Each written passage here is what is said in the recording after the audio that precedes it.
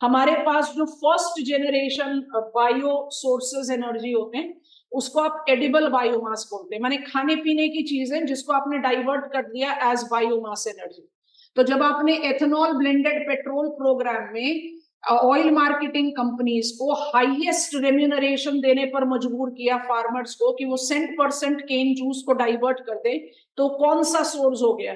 Food sources हो गया। Hand raise करो। फूड सोर्सेज तो अपने आप ही काम गड़बड़ कर देगा, वो तो अवेलेबिलिटी ऑफ केन को या अवेलेबिलिटी ऑफ शुगर को रिड्यूस करेगा मार्केट में। लेकिन हमारे हमारे हम इसको किस तरह से जस्टिफाई कर रहे हैं? हम इसको जस्टिफाई कर रहे हैं that it is going to give a dependable remuneration to the mill owners, which will reflect back in the dependable remuneration to the farmers, ताकि दोनों के लिए विन विन कॉम्बिनेशन। तो जो फर्स्ट जेनरेशन है उसको आप कहते हो, जो हमारे पॉलिसी प्रोग्राम के हिसाब से आया, तो हमने जो लिखा डायरेक्ट फ्रॉम केन जूस, तो डायरेक्ट फ्रॉम केन जूस इधर आ गया, जिसको बहुत ज्यादा क्रिटिसाइज भी किया गया, और हमने आपको कहानी सुना दी कि ये क्यों जरूरी था। और जब आप इसको हेवी मोलासेस के साथ लेते हो, it is written here so let me not write it again, इसको जब आप हेवी मोलासेस के साथ लेते हो then it is second generation. बाकी third and fourth generation FAO का डोमेन पर आपके सामने लिखा है, एल्गल बायोमास है या ब्रेक थ्रू पायरोलिसिस से solar to fuel gasification technologically driven है। फटाफट से कॉपी डाउन करके हमें गो हेड दे दो। तो जो आपका ministry of new and renewable energy का बायोफ्यूल पॉलिसी है, जो डिस्करेज करता है basic that is first generation, उसका एक कंट्राडिक्शन मुझे दिखाई देता है when I talk about ethanol blended petrol program. ये एक अच्छी इंपॉर्टेंट इंफॉर्मेशन है जो आपकी नॉलेज में होनी चाहिए, because it can further create out the knowledge about our understanding and demarcation. Oil marketing companies क्या करेंगी? ऑयल मार्केटिंग कंपनीज सबसे ज्यादा पैसा देंगी अगर 100% केन जूस डाइवर्ट, और कंपैरेटिवली लेस रेम्यूनरेशन देगी हेवी मोलासेस के B और C कैटेगरीज होते हैं, हमें इतना डिटेल्स में जाने की जरूरत नहीं। तो इससे क्या होगा? क्या मिल ओनर्स केन जूस को डाइवर्ट करके शुगर की सप्लाई को कम नहीं कर देंगे? But this is basically a policy risk that is required to be taken because India is reeling under spike. Of course, ये थोड़ा सा Ministry of Food Processing से अलग हो गया, but sugar cane processing, sugar mills, वो manufacturing में जाएगा। बट यहाँ मोलासेस का फैक्टर आ गया। तो हमने फेरस में जब आप बात करते हो इंडियन रिसोर्सेज डोमेन की, तो इंडियन रिसोर्सेज में फेरस में सबसे ज्यादा आयरन और, नॉन फेरस में आप, और प्रेशियस में आप गोल्ड एंड सिल्वर ले सकते। ये बहुत गलत है कि प्रेशियस में हम डायमंड इंक्लूड करते हैं। डायमंड जो जाएगा वो कोल के डोमेन पे चला जाएगा, because diamond is a metamorphized form of coal. I hope you are recalling. अच्छा, जल्दी से आंसर बता दो, डायमंड को किस में डालोगे? फोलिएटेड मेटामॉर्फिक रॉक में डालोगे कि नॉन फोलिएटेड मेटामॉर्फिक रॉक में डालोगे? जल्दी से आंसर बताओ, जल्दी जल्दी से बताओ, फोलिएटेड और non foliated diamond. Peat, lignite, bituminous and anthracite are sedimentary rock, carbonaceous. And when I take up graphite and diamond, they become metamorphic rocks. Metamorphic rocks are divided into two categories, foliated and non-foliated. Metamorphic rocks are only classified based on their structure. We don't take texture, we call that. We don't classify them on the basis of composition. And the categories are foliated and non-foliated. Foliated जिसका planar element clear हो, non-foliated जो clear नहीं हो। जल्दी से बताओ, non-foliated। सारे लोग आंसर नहीं देते हो, गलत बात करते हो, आंसर देना चाहिए।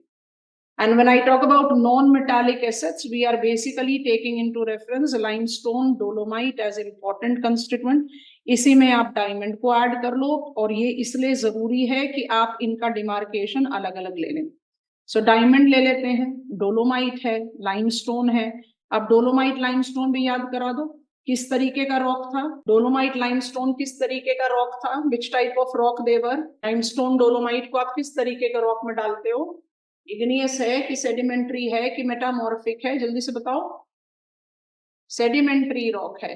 दे are examples of sedimentary rock. You have to justify them into the functioning domain of sedimentary. अच्छा, अब जरा ध्यान से सुनेंगे और समझेंगे, क्योंकि जब आप मिनिस्ट्री ऑफ माइंस को मेटालिक नॉन मेटालिक एसेट के साथ छोड़ देते हो 1957 mines and mineral development regulation act, तो ऑटोमेटिकली थोड़ा सा आउटडेटेड हो जाता है, बिकॉज आज की डेट में तो आप बाय डिफॉल्ट एसोसिएट करते हैं rare earths, you take up the reference of critical minerals, तो ये तो 1957 में आइडेंटिफाइड ही नहीं थी, इसलिए इसका अपडेशन जरूरी है। बट इसके अपडेशन से पहले जल्दी से क्या कर लेते हैं, कन्वेंशनल अप्रोच को स्टडी कर लेते हैं। I have got a readymade map which will ease our understanding. तो जरा ध्यान से देखोगे, ये सारे इंपॉर्टेंट कन्वेंशनल मिनरल्स हैं। आपको क्या करना है, आपको एनसीईआरटी को ओवरलैप कर लेना है इसके साथ। तो एनसीईआरटी को ओवरलैप कर लोगे तो अपने आप डिमार्केशन सही आ जाएगा। अब एनसीईआरटी मुझे कुछ इंपॉर्टेंट इंफॉर्मेशन देती है, उस इंफॉर्मेशन को आपने अपने दिमाग में रखना है, उसके बाद ये सारी चीजें अपने आप ही आपके लिए क्लैरिफाई हो जाती है। अब वो कौन कौन सी चीजें, ध्यान से सुनेंगे। When I talk about NCERTs information about resource distribution, it very clearly tells me Himalayas are resource deprived because exploration is not. And why exploration is restricted? Exploration is restricted because I'm in the tall mountains, hazard prone mountain, earthquake prone mountain, biological hotspot, तो अपने आप ही resource restriction है।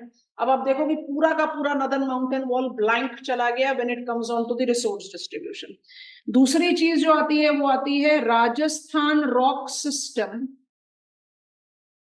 हम NCERT के statements को ही लिख रहे हैं, थोड़ा सा लैंग्वेज या टर्म्स इधर उधर हो सकता है, बट जो जिस्ट है वो हमारे दिमाग में क्लियर होना चाहिए। Rajasthan rock system is abode of non metallic नहीं, नॉन मेटालिक भी है बट नॉन फेरस ज्यादा है, नॉन फेरस एसिड्स। अडोब लिखा है ना, तो नॉन फेरस एसिड। अच्छा, इसके बाद तीसरी चीज लिखेंगे, entire northern plains barring the exception of Brahmaputra valley is resource deprived, mineral resource, energy resource। Brahmaputra valley में डिगबोई है, दुमदुमा है, नहर काटिया है।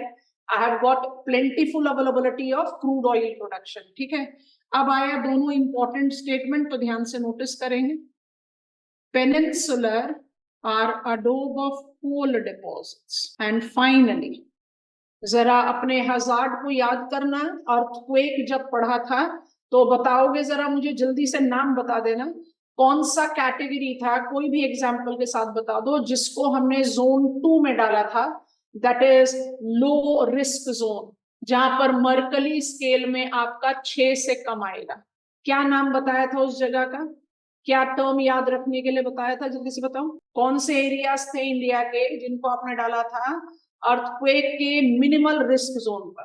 वेट कर रहे हैं आपके आंसर का। Class, I want you to respond please if you are not at and cameras on all off. क्या नाम बताया था? शील्ड बताया था आपने, क्रेटॉन बताया था, Singhbhum craton, Dharwad craton, Bastar craton, कुछ याद आ रहा है? तो फिर ऐसे कैसे चलेगा? यस और नो? जोन 5 बताया था एट बाउंड्री, जोन 4 बताया था नियर बाउंड्री, जोन 3 बताया था at transform fault, and zone 2 बताया था एट शील्ड्स। और आपको एग्जाम्पल्स बताए थे शील्ड्स के। तो ऐसे प्रीवियस लेक्चर को आगे वाले लेक्चर से लिंक नहीं करोगे तो वो random fact as it is रहेंगे, वो तो ऑलरेडी बहुत अवेलेबल। और आजकल तो बिना क्वालिफिकेशन के इतने सारे यूट्यूब क्रिएटर्स बैठे हुए हैं, उनकी वीडियोस देखते रहो, उनकी क्वालिफिकेशन का कुछ पता नहीं। आर अडोब ऑफ मेटालिक रिसोर्सेस। अब मेटालिक रिसोर्सेस लिख दिया है तो इसमें फेरस भी आ जाएगा, नॉन फेरस भी आ जाएगा। और आप लोगों ने तो रिकॉल ही नहीं करा जो हमने क्वेश्चन पूछा। जरा ये जो बड़े बड़े ग्रीन पैचेस आपको हमारे बेस मैप पर दिखाई दे रहे हैं, क्या आपको ये कॉरस्पॉन्डिंग लग रहा है इंडियन शील्ड से? हैंड रेस कर दीजिए क्लास। ये सब के सब इंडियन शील्ड के लोकेशन है। ये पूरा आपका है सिंहभूम क्रेटॉन, ये आपका सिंहभूम क्रेटॉन है, ये आपका बस्तर क्रेटॉन है, और ये आपका धारवाड़ क्रेटॉन है। यस और नो? हैंड रेस करोगे। अब हुआ काम आसान। अब इसके बाद अगर आपको नाम भी याद रखने पड़े कि मुझे 1 2 3 4 नाम कम से कम जो एनसीईआरटी में नाम है वो याद होने चाहिए, तो नाम याद हो जाएंगे। अगर आप नाम को रैंडमली रट्टा मारोगे तो कहीं भी याद नहीं।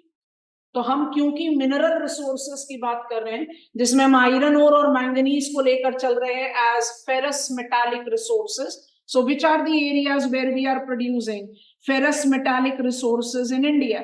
सो ferrous metallic resources in India is identified with, बहुत ध्यान से देखना, ये पूरा का पूरा बेल्ट आपका जो आपका जो आयरन ओर प्रोडक्शन एरियाज आता है, ये पूरा एरिया आएगा छत्तीसगढ़ का सदर्न बाउंड्री, गुजरात का नदर्न बाउंड्री और नेबरिंग वेस्ट बंगाल. इसको आप कहते हो सिंहभूम क्रेटॉन. और जरा जल्दी से मैप ऑफ इंडिया अपने सामने खोल लेना. सिंहभूम क्रेटॉन में आएगा छोटा नागपुर प्लाटी, राजमहल हिल्स और गरजात हिल्स. आपको दिख गया तो हैंड रेस कर दीजिए. गरजात हिल्स आपको पढ़ा दिया था फिजिकल ज्योग्राफी में. वैसे Garjat hills is in northern Odisha. तो Kendujhargarh, Mayurbhanj, Gua mines, Noamundi, they all are correlated with iron ore production. और ये कहाँ जा रहा है? सिंहभूम क्रेटॉन के साथ जा रहा है. और जो दूसरा नेम आएगा आपका वो कहाँ पर आता है? ये लोकेशंस याद हो जाएंगे तो फिर कौन सा नाम है जो मुश्किल है. ये आपका आया दंडकर्ण्या. अब दंडकर्ण्या में जब आप पिकअप कर रहे हो क्रेटॉन के लिए, तो आप इसमें कौन कौन से कंस्टिट्यूएंट्स को पिकअप करेंगे? You are picking up Durg, you are picking up Durg के थोड़ा सा साउथ में जाएंगे. I am just marking it up है. आपको यहाँ पर अगर आप अपने रीजनल मैप पर चले जाओगे तो दिखाई देगा, छोटा सा एरिया है, दल्ली राजरा दिखाई देगा. रीजनल मैप पर जाएंगे तो दिखेगा. Bhilai is iron steel plant of steel authority of India limited. और दुर्ग जो है वो आपका एक मैंगनीज प्रोडक्शन एरिया है. आप उसको वहां पर डिमार्केट कर सकते हो. दल्ली राजरा आएगा. और जब इसके बाद आप चले गए धारवाड़ क्रेटॉन पर, so let we mark Dharwar craton. ये जो आपका पूरा धारवाड़ क्रेटॉन है, ये सारा का सारा आयरन और माइनिंग एरियाज है. और इसमें आप खुद से देखो, शिवामोगा, बेलारी, तुमकुरु, चिकमंगलूर, कुद्रेमुख, सब कर्नाटक. तो प्रिंसिपल आयरन और माइनिंग एरियाज यहां गए. और थोड़ा सा ध्यान लगाकर देखोगे तो प्रिंसिपल मैंगनीज प्रोडक्शन एरिया भी इधर ही चले गए. आप नोटिस करोगे कि ओवरलैप दिखाई देता है. Mayurbhanj, Kendujhargarh, Durg, Bellary is also manganese producing area. Manganese को हमने ब्लू कलर कर दिया. इंटरेस्टिंग फैक्ट है मैंगनीज के बारे में. मैंगनीज का प्रोडक्शन एरिया और मैंगनीज का यूटिलाइजेशन दोनों आयरन ओर के साथ बहुत कॉरेस्पॉन्ड करता है. 95% of produced manganese is utilized in iron steel plant. ये ओवरलैप करके चलता. तो आयरन ओर और मैंगनीज को हमारे लिए इस हिसाब से आराम से कवर अप हो जाता है, क्योंकि ये मैप हमें सिर्फ metallic resources with ferrous category पर फोकस करते हुए दिखा रहा है. इसलिए हम थोड़ा सा इसमें एड ऑन करके अपना लॉजिक को अप्लाई कर सकते हैं. अब आपने जब ये वाला पॉइंटर्स पढ़ लिया, तब इसके बाद आप ऐड करो कि भाई बॉक्साइड माइनिंग एरिया कहाँ पर है या कॉपर माइनिंग एरिया कहाँ पर है. तो अपने दिमाग में हमेशा रखना, कॉपर माइनिंग के 3 प्रिंसिपल लोकेशंस हैं. कौन कौन से हैं मार्क कर रहे हैं? कॉपर माइनिंग के जो हमारे 3 प्रिंसिपल लोकेशंस हैं, एक तो है खेतरी, दूसरा है बालाघाट और तीसरा है, अब इनको मार्क करना है तो आप अपने मैप का रेफरेंस लेके इनको आराम से मार्क कर सकते हो. घटशिला को आप मार्क करेंगे. Let me just remove all this. इनको हटा देते हैं. ये हटा दिया, इसको भी हटा दिया. अब जरा ध्यान से देखें. घटशिला इज इन झारखंड, लगभग यहाँ. बालाघाट यहाँ दिखाई दे रहा है. And Khetri will be right here in north eastern Rajasthan. Khetri copper complex सबसे बड़ा, बालाघाट सेकंड. एंड मैंगनीज के लिए एक बात और बता देना चाह रहे हैं, उस बात को याद रखना हमेशा. ये क्योंकि बालाघाट की बात आई है तो ये वाला पॉइंट ऐड कर देते हैं. I just missed out on it. Nagpur को ले लिया, बंदारा को ले लिया, दुर्ग को ले लिया, ऐसे ब्लॉक कर दिया. इसको कंट्री का मैंगनीज नोड बोलते हैं. Manganese node. मैंगनीज नोड को लेने के बाद रैंक वाइज क्वेश्चंस बहुत डिबेटेबल होते हैं, इसलिए हम रैंक की बात नहीं कर रहे, लेकिन ओडिशा को हम leading producer of manganese and iron ore बोलते हैं आज की डेट में। मैंगनीज ओडिशा के बाद जो है महाराष्ट्र, मध्य प्रदेश और छत्तीसगढ़ से एसोसिएट होता है। तो बालाघाट जैसी जगह को आप मैंगनीज के साथ भी एसोसिएट कर सकते हो और आप कॉपर के साथ भी एसोसिएट कर सकते हो, दोनों के साथ। और बंदारा, दुर्ग, भिलाई, जिसमें आप दुर्ग को मैंगनीज के साथ साथ आयरन ओर के साथ भी एसोसिएट कर सकते हैं। बंदारा और नागपुर महाराष्ट्र के आए जो मैंगनीज के साथ एसोसिएट हो रहे हैं। महाराष्ट्र में मिनरल एनर्जी रिसोर्सेस थोड़े कम है, तो नागपुर बंदारा मैंगनीज के साथ जाते हैं और उसके अलावा कोल के साथ जाते हैं। थोड़ी देर बाद आपको बॉक्साइड माइनिंग एरियाज हमारे कंट्री में थोड़े से रिस्ट्रिक्टेड हैं और उनकी लिस्ट को अगर आपने देखना है तो ध्यान से देखते जाओ। यहाँ मार्क है नहीं, फिर भी हम मार्क कर दे रहे हैं। पहला बॉक्साइड माइनिंग एरिया है रत्नागिरी। अब महाराष्ट्र की बात हो रही तो ऐड कर देते हैं। महाराष्ट्र में 3 रिसोर्सेस को ऐड कर लो, मैंगनीज, नागपुर बंदारा, रत्नागिरी के साथ ले लो बॉक्साइड, और नागपुर बंदारा में ही कोल, वर्धा कोल बोलते हैं उसको, अभी थोड़ी देर बाद लेकर जा रहे हैं। ये आपका आया नाल्को का फंक्शनिंग ग्राउंड है, बॉक्साइड सबसे मेजर प्रोडक्शन एरिया, ठीक है। और वैसे ही आगे आपका माइकाल, बिलासपुर, सुंदरगढ़, ये सब माइनर एरियाज। मेजर एरियाज हुआ रत्नागिरी, कोरापुट, बॉक्साइड माइनिंग के बारे में। और जब हमने आपको बताया कि Rajasthan rock system is the Adobe of non ferrous metallic resources, तो आपने इसमें क्या क्या चीजें ऐड कर देनी है। Khetri Ajmer, I am plotting it with copper. और थोड़ा सा साउथ में चले जाओगे तो उदयपुर, डूंगरपुर एंड बंसवाड़ा। अपने मैप को खोलकर लोकेशन देख लेना चाहते हो तो देख लो, बंसवाड़ा एंड डूंगरपुर। ये किसके साथ गया है? ये लेड एंड जिंक के साथ गया है। मतलब लेड एंड जिंक के लिए तो आप राजस्थान से बाहर ही मत निकलो। More than 90% of lead and zinc production in our country goes with Rajasthan. Copper में राजस्थान लीडिंग प्रोड्यूसर है, नो डिनायल, पर कॉपर में हम राजस्थान से बाहर जाकर झारखंड में पहुंच सकते हैं, घटशिला, फिर हम मध्य प्रदेश में पहुंच सकते हैं, Balaghat. But lead and zinc के लिए आपको बाहर जाने की जरूरत ही नहीं है। बिल्कुल उसी तरीके से जब आप बात करते हैं उड़ीसा की और उड़ीसा को रेफर करते हैं विद रिसोर्सेज, जैसे हमने आपको बताया रैंकिंग वाइज हम ज्यादा डोमेन पर स्टडी लेते नहीं है, बट फिर भी अगर एक जनरल असेसमेंट लें, जैसे हमने कहा लेड एंड जिंक के लिए राजस्थान को छोड़ो ही मत, बिल्कुल वैसे ही आप जैसे उड़ीसा में आएंगे, उड़ीसा में leading producer manganese Kendujhargarh, leading producer iron ore Mayurbhanj, है ना। उसी में थोड़ा सा कोस्टल प्लेन की तरफ आओगे, you know the location very well, यहाँ पर लिख देते हैं। डेल्टाइक प्लेन ऑफ महानदी में आएगा तो ये एडवांसिंग शोरलाइन है, यहाँ पर मार्क कर सकते हैं रफली कटक को, कटक यहाँ पर लिख दिया। एंड आफ्टर राइटिंग कटक आई से अपार्ट फ्रॉम क्रोमाइट, आप ओडिशा को क्रॉस ही मत करो, माने Odisha is leading producer of iron ore, manganese, chromite, nickel, but chromite nickel का प्रोडक्शन ओडिशा के बाहर जाना ही नहीं, जैसे लेड एंड जिंक का प्रोडक्शन राजस्थान के बाहर जाना नहीं। आपको बात समझ में आई है कि नहीं? सो आप जब प्रिंसिपल रिसोर्सेज की बात करते हो तब आप तो बात करते हो आयरन ओर, मैंगनीज, है ना। अभी लाइमस्टोन डोलोमाइट की तरफ लेकर आए थोड़ी देर में। अच्छा, जब हम प्रेशियस, आप जब कह रहे हो मेटालिक रिसोर्स, तो फेरस भी आ गया, नॉन फेरस को भी रेफरेंस दे दिया, प्रेशियस को रेफरेंस दे देते हैं, फिर आगे बढ़ते हैं। जब आप प्रेशियस को रेफरेंस दोगे तो आपको क्या पिकअप करना है, थोड़ा ध्यान से देखना। एक तो आपको पिकअप करना है नेल्लोर, है पहला नाम, ये लो। दूसरा नाम लेने के लिए आप जाओगे, आपके सारे स्कूल आटलस में बैंगलोर प्लाट्यू में कोलार गोल्ड फील्ड लिखा होगा, वहां से कमर्शियल प्रोडक्शन हमने छोड़ दिया, नहीं करते हैं। बेलारी के नॉर्थ में आपको रायचूर दिखाई दे रहा होगा, तो हम नेल्लोर को हाईलाइट कर देते हैं, रायचूर यहाँ लिख देते हैं। रायचूर में है आपके पास हटी गोल्ड, और नेल्लोर में आपके पास है चिंगारगुंटा। अच्छा, नेल्लोर इन आंध्र प्रदेश और रायचूर इन कर्नाटका के अलावा you have to take into consideration Anantapur. Anantapur भी आपको दिखाई देगा, आंध्र प्रदेश सदर्न एज में दिख रहा है।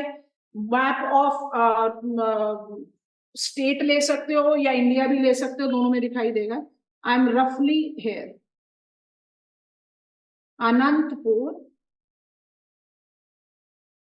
Is Ramagiri gold mine.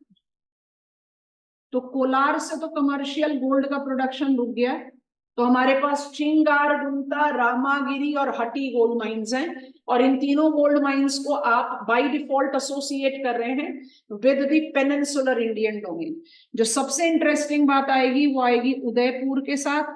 NCERT में नाम लिखा हुआ है उदयपुर को। Rajasthan rock system is the principal अडोब of non ferrous acid. Non ferrous acid में आप यहाँ पर कॉपर भी ले गए, लेड एंड जिंक भी ले गए, सिल्वर प्रेशियस में चला गया, सारे के सारे शील्ड गए आपके आयरन और मैंगनीज के साथ, और वहीं पर आपने गोल्ड को भी अप्लाई कर दिया। डायमंड बियरिंग होराइजन्स के बारे में अगर बात करेंगे तो डायमंड बियरिंग होराइजन्स हमारे कंट्री में अप्लाई होंगे दो जगह पर। एक तो जाता है पन्ना, तो आप कतनी से थोड़ा सा साउथ में चले जाओ, आपने पन्ना टाइगर रिजर्व्स पढ़ा हुआ है तो आपको पता है, हीरा पन्ना, पन्ना प्रेशियस स्टोन। और उसके बाद आप गोलकोंडा को लेते हो। मतलब डायमंड का आप जो मेजर ओरिएंटेशन लेते हो वो लेते हो with Madhya Pradesh and with Telangana. हमें गो अहेड देंगे तो हम आगे बढ़ेंगे। हम डोलोमाइट और लाइमस्टोन के बारे में बात कर लें, फिर हम आपको जल्दी से जो 1957 का माइनिंग लॉ है, एक्ट है, उसके जो अमेंडमेंट्स हैं, जो अपडेशन है, उसके बारे में बात कर लें। अच्छा, अब इसी में अगर हम जल्दी से थोड़ा सा कुछ अमेंडमेंट करना चाहें और ऐड ऑन करना चाहें तो हम ऐसे ऐड कर देंगे कि जब आप बात करोगे नॉन फेरस एसेट की, तो नॉन फेरस एसेट में हमारे कंट्री में हम प्रिंसिपली एसोसिएट करते हैं दो चीजों को। एक आता है लाइमस्टोन जो कि 100% कैल्शियम कार्बोनेट है, और दूसरा आता है डोलोमाइट जिसमें आप 40 to 45% फेरस कंटेंट को एसोसिएट करते हैं। तो यही लॉजिक के साथ अगर दिमाग में रखोगे तो जब हम लाइमस्टोन की बात करते हैं तो इसका प्रिंसिपल प्रोडक्शन प्रोसेस मुझे कहाँ मिलता है? लाइमस्टोन मुझे प्रिंसिपली मिलता है मध्य प्रदेश और आंध्र प्रदेश में, क्योंकि दोनों ही जगह पर effectivity of aquatic factor and calcium carbonate deposit है। और जब आप डोलोमाइट की बात करते हो तो डोलोमाइट को रिलेट्स एसेंशियली विद मध्य प्रदेश में भी आएगा, लेकिन इसके साथ ये छत्तीसगढ़ में भी आता है, फिर उड़ीसा में भी आता है। तो you have got categories all together justified. और कौन कौन से एरियाज हैं जिनमें आप इनको प्रोड्यूस करते हैं? So we have the places marked here, इनको बस हाईलाइट कर देते हैं। कतनी मार्क्ड है, रीवा, सतना, कतनी मध्य प्रदेश में, बहुत important limestone production area. Andhra Pradesh में आप इनको एसोसिएट करते हो कडपा एंड करनूल के साथ। छत्तीसगढ़ में आपको बता ही दिया है, रायपुर के साथ ले सकते हो, बिलासपुर के साथ ले सकते हो। ओडिशा में आपके पास है सुंदरगढ़। और क्योंकि राजस्थान के लिए हमने नॉन फेरस के बारे में एक लिस्ट बनाई थी तो इसलिए वहां पर नॉन मेटालिक एसिड भी डाल सकते हो। कोटा, बूंदी और सवाई माधोपुर एसोसिएट करता है उसके साथ। कोटा, बूंदी, सवाई माधोपुर पूरा मध्य प्रदेश इंटरस्टेट बाउंड्री के साथ है, यहाँ पर लिख देते हैं। सो ज्यादा मुश्किल होना नहीं चाहिए जब हम सीमेंट इंडस्ट्री के बारे में बात करें, क्योंकि हमारा सीमेंट प्रोडक्शन आज की डेट में भी 60% तो लाइमस्टोन और डोलोमाइट पर ही बेस्ड। हम इसके आगे क्यों नहीं बढ़ते? हम इसके आगे इसलिए नहीं बढ़ते क्योंकि ministry of mines which functions under the domain of और ages of mines and minerals development regulation act 1957 surveys and explores all the minerals, not natural gas, not petroleum, not coal, not atomic energy। वो हमें अलग से ही handle करना पड़ेगा। अगर आपको थोड़ा सा क्लैरिटी आए तो आप हमें हैंड रेस करना। हमने लिखा है ना कोल, जो हमने पेनिनसुलर वाली कोल लिखा है, इसको यहाँ पर हाईलाइट कर देते हैं। अभी हम यहाँ नहीं पहुंचे हैं तो कोल के बारे में तो हमें बाद में बात करना है। जब आप कहते हो Himalayas are resource deprived because there is no resource, अभी हम वहां पहुंच ही नहीं सकते क्योंकि रिसोर्सेज एक्सप्लोर ही नहीं हुए, थोड़े से कोल हैं वो बात कर देंगे। नदर्न प्लेन्स में रिसोर्स नहीं है barring the exception of Brahmaputra valley जहां पर क्रूड ऑयल है, तो क्रूड ऑयल पर तो अभी पहुंचे ही नहीं। उसके बाद जो बात की उनके बारे में ऐड कर लिया क्योंकि हम मिनिस्ट्री ऑफ माइंस के बारे में बात कर रहे हैं। अब जरा हैंड रेस कर देंगे तो हम जल्दी से आगे बढ़ जाएंगे और will talk about the new regulations that you have to take into consideration, क्योंकि जो 57 का एक्ट है वो मल्टीपल टाइम्स अमेंड तो हुआ है। कॉपर भी ऐड कर दिया, इनफैक्ट क्रोमाइट और निकल भी ऐड कर दिया हमने, ठीक है। अच्छा, अब हम इसी पर एडिशन दे रहे हैं।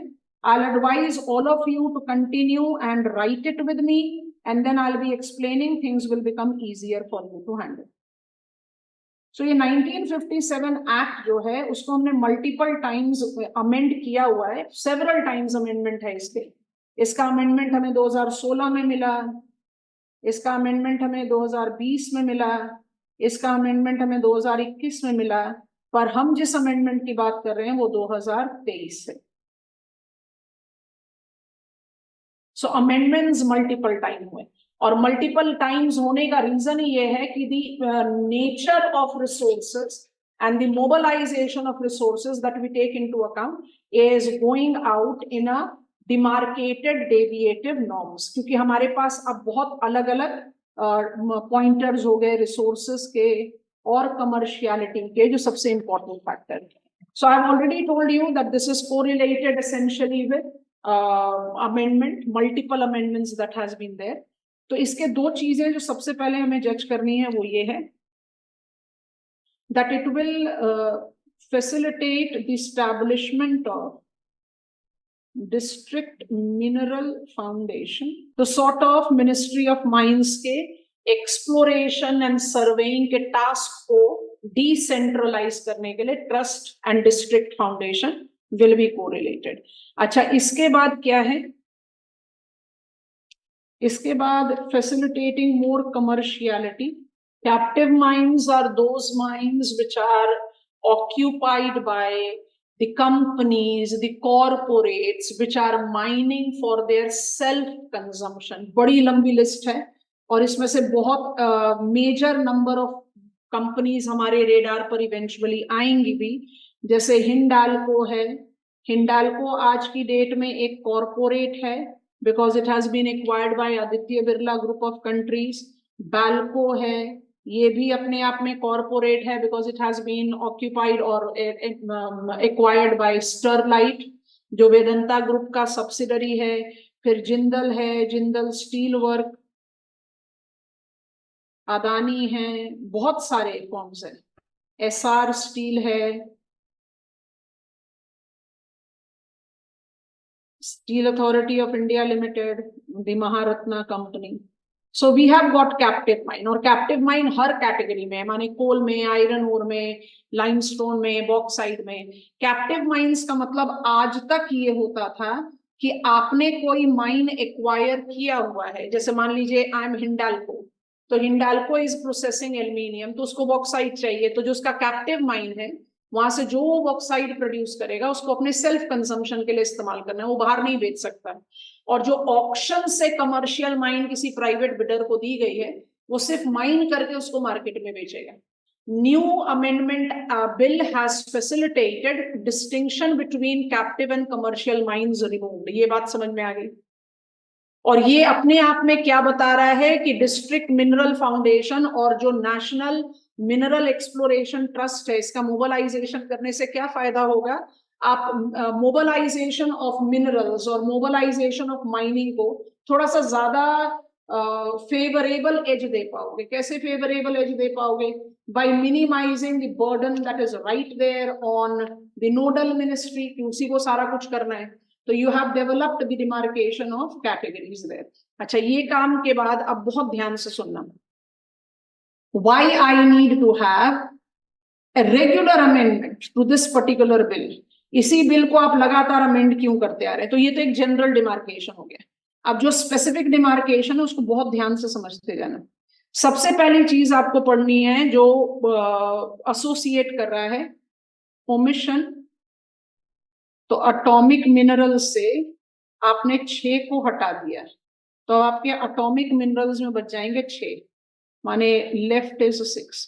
टोटल 12 एटॉमिक मिनरल्स थे, जिसमें से 6 को आपने इस लिस्ट से हटा दिया। अब ये ओमिटेड मिनरल्स क्या हैं, अपने आप इनकी नाम इंपॉर्टेंट हो जाती है। एक स्ट्रेट फॉरवर्ड क्वेश्चन बन सकता है। एक है ब्रिल, दूसरा है लिथियम, तीसरा है नियोबियम। आप नहीं भी जानते हैं तो आपको ये नाम याद रखने चाहिए। चौथा है टाइटेनियम, पांचवा है टैंटलम, और छठा है जिरकोनियम। माने all ores and all these minerals, bearing minerals, सब इनको आपने इस लिस्ट से हटा दिया। अगर आपने इसको इस लिस्ट से हटा दिया तो automatically these will be correlated to private participation in corporation. तो Minerals and Mines Development and Regulation Act have removed 6 out of 12 atomic minerals from the atomic minerals list. In minerals का इस्तेमाल various space industries, electronics and communication के लिए होता है। इन resources का significance ही है जो इसको प्राइवेट पार्टिसिपेशन की तरफ अट्रैक्ट करेगा। What is the use of these minerals? So these minerals are basically applied for space technology, क्योंकि maximum governance unless government is the dictum with which we are continuously reducing the PSCs. तो 6 minerals तो अभी भी रह गए ministry of atomic power के department of atomic energy के domain में, पर 6 को आपने प्राइवेट पार्टिसिपेशन के लिए छोड़ दिया। पहला पॉइंटर तो ये हो गया। हैंड रेस कर दो तो हम इसको आगे बढ़ाएंगे। ये चीजें याद रखनी बहुत जरूरी। दूसरा फैक्टर आता है हमारे इस अमेंडमेंट में, वो आता है towards critical minerals. Critical minerals में थोड़े से नाम का ओवरलैप आएगा, बट आपको उसको जस्टिफाई करना है। क्रिटिकल मिनरल्स के बारे में बताएं, इसमें 2 चीजें आपको बता देते हैं। जो क्रिटिकल मिनरल्स का पहला पॉलिसी प्रोविजन है वो आ रहा है यूनियन गवर्नमेंट को एम्पावर करना for the mining and leasing. ध्यान से समझना, central government, before I create the list of some critical minerals, थोड़ा सा ध्यान से देखकर समझ जाओ। I want to write it here. तो आप कहोगे भाई डिस्ट्रिक्ट मिनरल फाउंडेशन और नेशनल मिनरल एक्सप्लोरेशन का फायदा क्या हुआ जब सब कुछ आपने यूनियन गवर्नमेंट के हाथ में देना है। तो इसके लिए ये है कि जो लीज पीरियड है और जो कॉम्पोजिट लाइसेंस देना है वो अल्टीमेट जो है कंडक्ट ऑक्शन करवाएगा वही, लेकिन सक्सेसफुल बिडर को जो लीज पीरियड देना है या जो उसका कॉम्पोजिट लाइसेंस है that will be granted only by state government. तो आप दोनों तरीके से डिबेट कर सकते हो कि भाई ये तो फेस वैल्यू पर रोल देने वाली बात है, क्योंकि जब आप सारा का सारा ऑक्शन खुद ही करा लोगे तो स्टेट गवर्नमेंट को तो खाली नोट ही देना होगा, लेकिन स्टेट गवर्नमेंट के हाथ में ये है कि वो उसको लीज दे या कम लीज दे या ज्यादा लीज दे, तो थोड़ा सा role by default goes up there. अच्छा, इस क्रिटिकल मिनरल्स की लिस्ट में बहुत ध्यान से नाम नोटिस करना। इस क्रिटिकल मिनरल्स की लिस्ट में आप इंक्लूड कर रहे हो and 6 which is removed from the list of atomic energy। Hand raise कर दो, समझ में आ गया। क्रिटिकल मिनरल्स में आपने वो 6 मिनरल्स को ले लिया जिनको आपने एटॉमिक एनर्जी से बाहर निकाल दिया। टंगस्टन और कार्डियम अलग से आ गया। Rare earth by default will be correlated with the distinctive categories which is utilized in electronic and etc. अभी हम उनके बारे में बात करें। Before I add the third pointer to this new proposed policy initiative, rare earth plus critical minerals, पहला point critical minerals का बनाया आपके लिए, एक एडिशनल इंफॉर्मेशन दे देते हैं, उसके बाद फिर हम बात कर लेते हैं अपना पॉइंटर नंबर 3 जो क्रिटिकल मिनरल्स के साथ ही। First report on critical minerals recognizes 30 critical minerals in India. इसमें 17 रेयर अर्थ है। रेयर अर्थ का डेफिनेशन अलग अलग कंट्रीज के लिए थोड़ा थोड़ा अलग अलग होता है। इंडिया के लिए मोबाइल फोन, कंप्यूटर्स, बैटरीज, जब आप कह रहे हो ना essential technology of the present time, तो एसेंशियल टेक्नोलॉजी किस में चला जाएगा? इलेक्ट्रिक व्हीकल में जाएगा, मोबाइल में जाएगा, कंप्यूटर्स में जाएगा। So you are basically talking about all those which were not taken into consideration when it was like 1957. Solar turbine लिख लो, विंड पावर लिख लो, विंड पावर टर्बाइंस जो है, solar panel, wind power turbine, सबके साथ काम आता है। सो न्यू टेक्नोलॉजी में आप इसको एसोसिएट करेंगे with the reference of these factors. I have written solar and wind, solar panel, wind turbine. Critical minerals का रेफरेंस लिया। क्रिटिकल मिनरल्स में जो पहली रिपोर्ट है वो 30 क्रिटिकल मिनरल्स बता रही है, और 30 क्रिटिकल मिनरल्स में रेयर अर्थ लिमिटेड और प्लैटिनम ग्रुप ऑफ एलिमेंट्स है।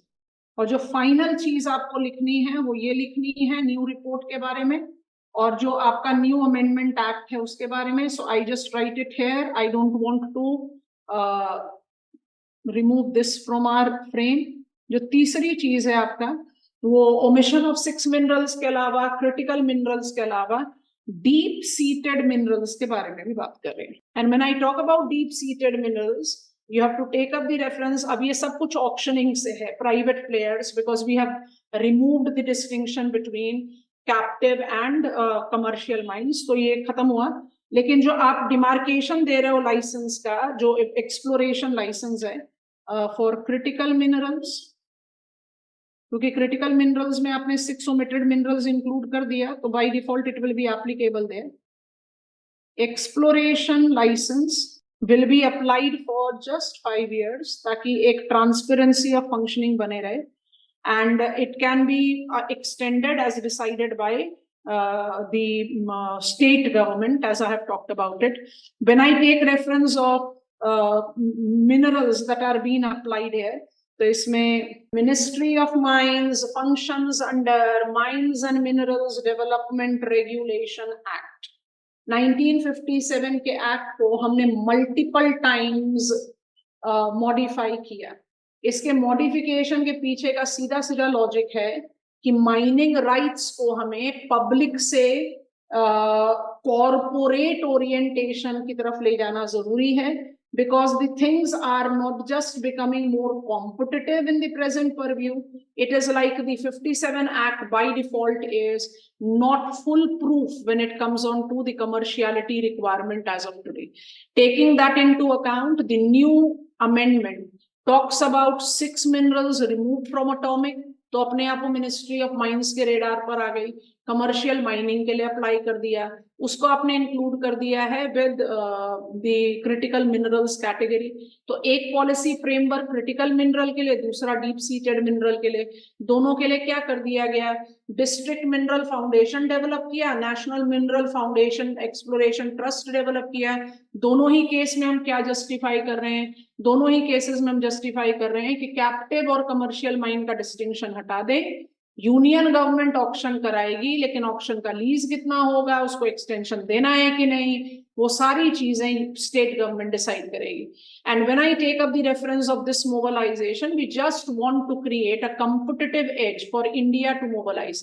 कैप्टिव माइनिंग को खत्म करने का जो सिंपल लॉजिक था वो ये था कि हमने जब प्राइवेटाइजेशन शुरू किया, I am stopping the screen share, हमने जब माइनिंग में प्राइवेटाइजेशन शुरू किया तो हमने ये लॉजिक लिया था कि जैसे ही हम प्राइवेट ऑपरेटर्स को माइनिंग राइट दे देंगे, तो हम प्राइवेट ऑपरेटर्स से क्या करेंगे? वो माइन करेंगे तो हमारा प्रोडक्शन प्रोसेस बढ़ेगा।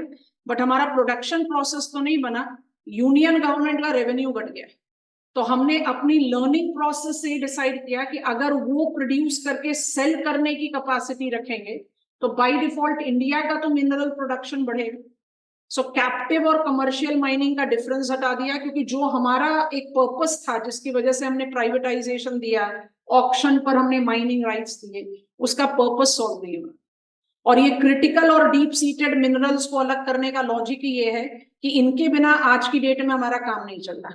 Maximum of these critical and deep seated minerals हम इंपोर्ट पर डिपेंडेंट है। and for the present technology we cannot be dependent on it.